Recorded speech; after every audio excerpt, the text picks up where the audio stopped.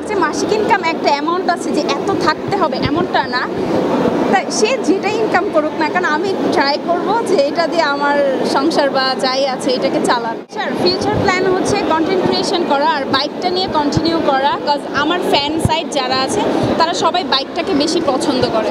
এটাতে ডিভোর্সটা অ্যাকচুয়ালি একজনের জন্য হয় না, দুজনের জন্যই হয়, ভুল দুজনেরই থাকে। সেখান থেকে দেখা যায় যে যখন একে অপরের সাথে মিল না হয় তখন ডিভোর্সটা অ্যাকচুয়ালি হয়ে যায়। বাট আমি ট্রাই করব যে সবাইকে বলার ডিভোর্স না করে যে নিজেদের মধ্যে মিলমিশ করার, কারণ একটা রিলেশনের ফিউচারের জন্য অনেক কিছু ডিপেন্ড করে, ফ্যামিলি থাকে আর অনেক কিছু থাকে। সো রিলেশনটাকে ব্রেক করার থেকে কন্টিনিউ করাটা অনেক বেশি ভালো। যদি চান্স পাই তো অবশ্যই ট্রাই করব। এখন বিউটি প্রেজেন্ট থেকে আসলাম, ফাইনালিস্টে ছিলাম, ইনশাল্লাহ ট্রাই করবো নেক্সট টাইমে ফাইনালের টপ 1-এ থাকার। এখন দেখা যাক কি হয়।